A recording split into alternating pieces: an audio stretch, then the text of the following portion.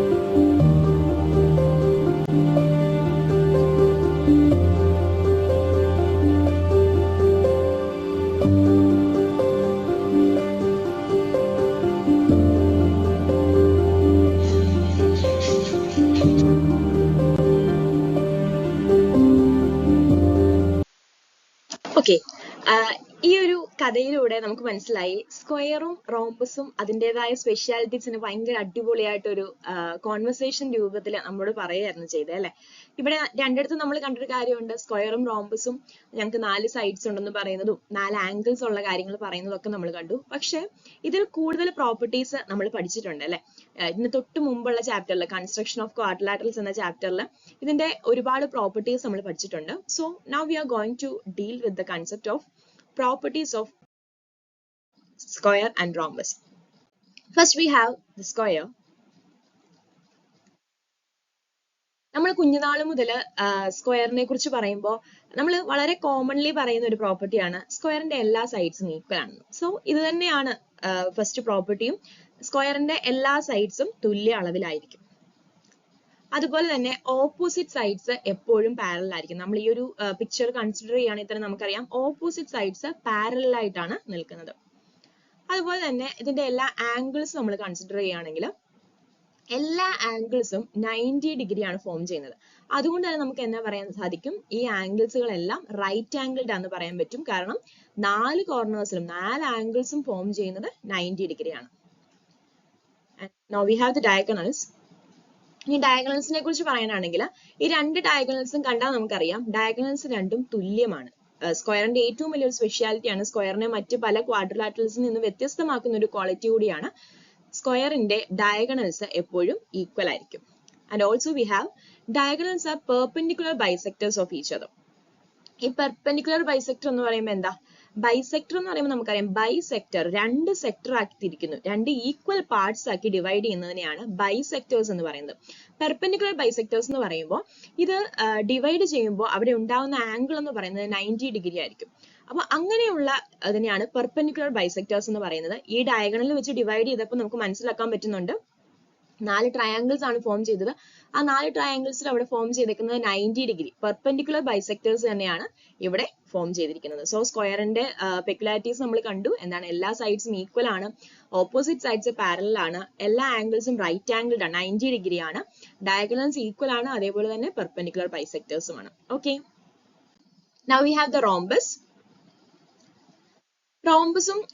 റോംബസിനും സ്ക്വയറിനോട് വളരെയധികം സിമിലാരിറ്റീസ് ഉള്ള ഒന്നാണ് റോംബസ് എന്ന് പറയുന്നത്. റോംബസിന്റെയും എല്ലാ സൈഡ്സും ഈക്വൽ ആണ്, അതുപോലെ തന്നെ ഓപ്പോസിറ്റ് സൈഡ്സ്, ഈ പിക്ചർ കാണുമ്പോൾ നമുക്ക് മനസ്സിലാവും ഓപ്പോസിറ്റ് സൈഡ്സ് പാരലൽ ആണ്. ഡയഗണൽസ് എന്ന് പറയുന്നത് പെർപെൻഡിക്കുലർ ബൈസെക്ടേഴ്സ് ആയിരിക്കും. ഇപ്പൊ ഡയഗണൽസ് കാണുകയാണെങ്കിൽ ഇത് കണ്ടാൽ നമുക്കറിയാം ഇവിടെയും 90 ഡിഗ്രിയാണ് ഫോം ചെയ്യുന്നത്, ഈക്വലി ഡിവൈഡ് ചെയ്യുന്നുണ്ട്. 2 ഡയഗണൽസും തുല്യമാണെന്ന് പറയാൻ പറ്റില്ല, പക്ഷെ ഉള്ള 2 ഡയഗണൽസും ഈക്വലി ആണ് ഡിവൈഡ് ചെയ്യുന്നത് നമുക്ക് പറയാൻ പറ്റും. So diagonals are perpendicular bisectors. Opposite angles എപ്പോഴും ഈക്വൽ ആയിരിക്കും. ഓക്കെ, ഓപ്പോസിറ്റ് ഒരു കോർണറിൽ നിന്നും മറ്റൊരു കോർണറിലേക്ക് വരയ്ക്കുന്ന ഡയഗണൽ വരുന്നുണ്ടല്ലോ, അപ്പം ആ 2 ആംഗിളുകൾ തമ്മിലും അതേപോലെ തന്നെ മറ്റ് 2 ഡയഗണൽ ഫോം ചെയ്യുന്ന 2 ആംഗിളുകളും തുല്യമായിരിക്കും. അതുപോലെ തന്നെ സെയിം സൈഡിൽ വരുന്ന ആംഗിളുകളുടെ സം എന്ന് പറയുന്നത് 180 ഡിഗ്രിയുമായിരിക്കും. ഓക്കെ, എല്ലാ സൈഡ്സും ഈക്വൽ ആയിരിക്കും, അതേപോലെ opposite sides parallel, diagonals perpendicular bisectors ആയിരിക്കും, ഓപ്പോസിറ്റ് ആംഗിൾസ് ഈക്വൽ ആയിരിക്കും, സെയിം സൈഡിൽ വരുന്ന ആംഗിളുകളുടെ സം എന്ന് പറയുന്നത് 180 ഡിഗ്രി ആയിരിക്കും. ഓക്കെ, ഇനി നമ്മൾ ഡിസ്കസ് ചെയ്യാൻ പോകുന്നത് സ്ക്വയറിന്റെ ഏരിയയെ കുറിച്ചാണ് നമ്മൾ ഇനി പഠിക്കാൻ പോകുന്നത്. നമുക്കൊരു square A B C D consider ചെയ്യാം വിത്ത് മിഡ് പോയിന്റ് ഒ. ഡയഗണൽസ് ഉണ്ട് A D and B C. നമുക്കറിയാം ഈ പിക്ചർ കാണുമ്പോൾ തന്നെ നമുക്ക് പറയാൻ പറ്റും ഈ പിക്ചർ ഇപ്പം ഈക്വൽ ആയിട്ടുള്ള 4 ട്രയാങ്കിൾസ് ആയിട്ട് ഫോം ചെയ്തിരിക്കുകയാണ്. A O B, B O D, C O D and A O C എന്ന് പറയുന്ന 4 ഈക്വൽ ട്രയാങ്കിൾസ് ആയിട്ട് ഡിവൈഡ് ചെയ്തിരിക്കുകയാണ്. അങ്ങനെയാണെങ്കിൽ സ്ക്വയറിന്റെ ഏരിയ കണ്ടുപിടിക്കാൻ വളരെ സിമ്പിൾ ആണ് അല്ലെ? കാരണം ഈ സ്ക്വയറിന്റെ മുഴുവനായുള്ള ഏരിയ കണ്ടുപിടിക്കാൻ എന്ത് ചെയ്താൽ മതി? 4 ട്രയാങ്കിൾസിന്റെ ഏരിയ കണ്ടുപിടിച്ചാൽ മാത്രം മതി. വളരെ സിമ്പിൾ ആണ്. ഈ 4 ട്രയാങ്കിൾസിന്റെയും ഏരിയ കണ്ടുപിടിക്കുക, അത് തമ്മിൽ കൂട്ടുമ്പോൾ ഈ മൊത്തത്തിലുള്ള സ്ക്വയറിന്റെ ഏരിയ നമുക്ക് കിട്ടും. That is 4 into area of 1 triangle. ഒരു ട്രയാങ്കിളിന്റെ, കാരണം ഈക്വൽ ട്രയാങ്കിൾസ് ആയതുകൊണ്ട് തന്നെ, ഈക്വൽ ആയിട്ടുള്ള എല്ലാം ഒരേപോലെ ഇരിക്കുന്ന ട്രയാങ്കിൾസ് ആയതുകൊണ്ട് തന്നെ ഒരു ട്രയാങ്കിളിന്റെ ഏരിയ കണ്ടുപിടിച്ച് അതിനെ 4 ടൈംസ് ചെയ്യുമ്പോൾ നമുക്ക് മൊത്തത്തിലുള്ള ഏരിയ കിട്ടും. ഏരിയ ഓഫ് 1 ട്രയാങ്കിൾ എന്ന് പറയുന്നത് half into base into height ആണ്. So 4 into half into base into height.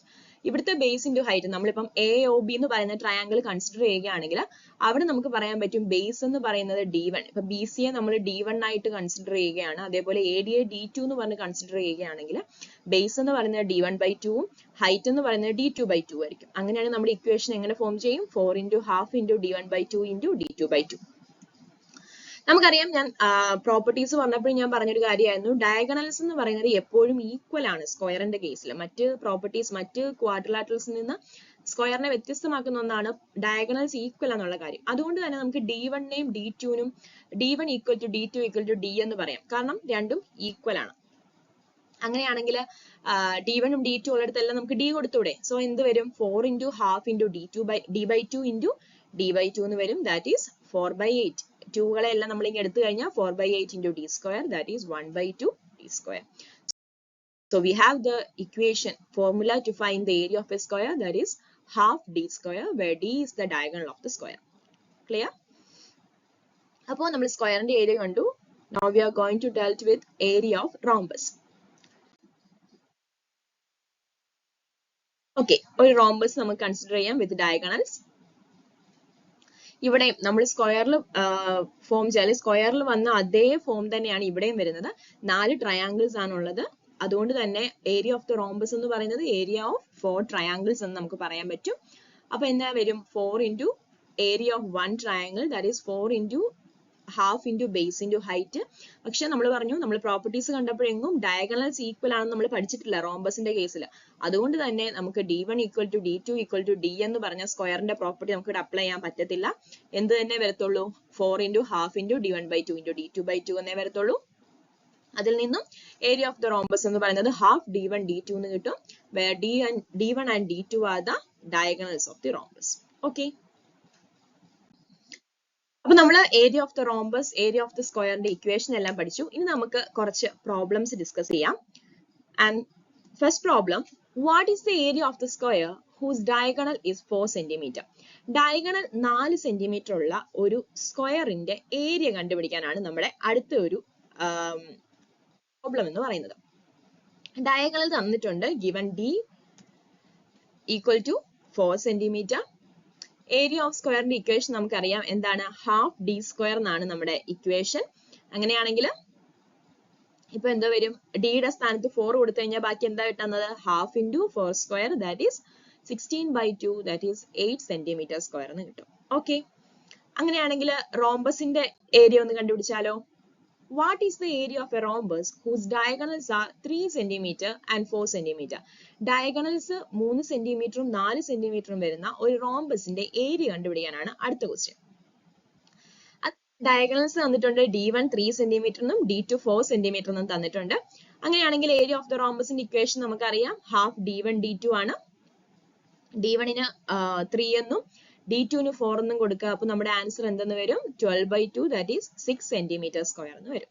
Okay, എന്തൊക്കെയാണെന്ന് നോട്ട് ചെയ്തത് അല്ലെങ്കിൽ ഒരു ക്ലാസ്സിൽ നമ്മൾ ഡിസ്കസ് ചെയ്തത് points to be noted that area of square എന്ന് പറഞ്ഞാൽ ഹാഫ് D സ്ക്വയർ ആയിരിക്കും, where D is the diagonal of the square, and area of rhombus equal to half D1 D2, where D1 and D2 are the diagonals of the rhombus. Okay.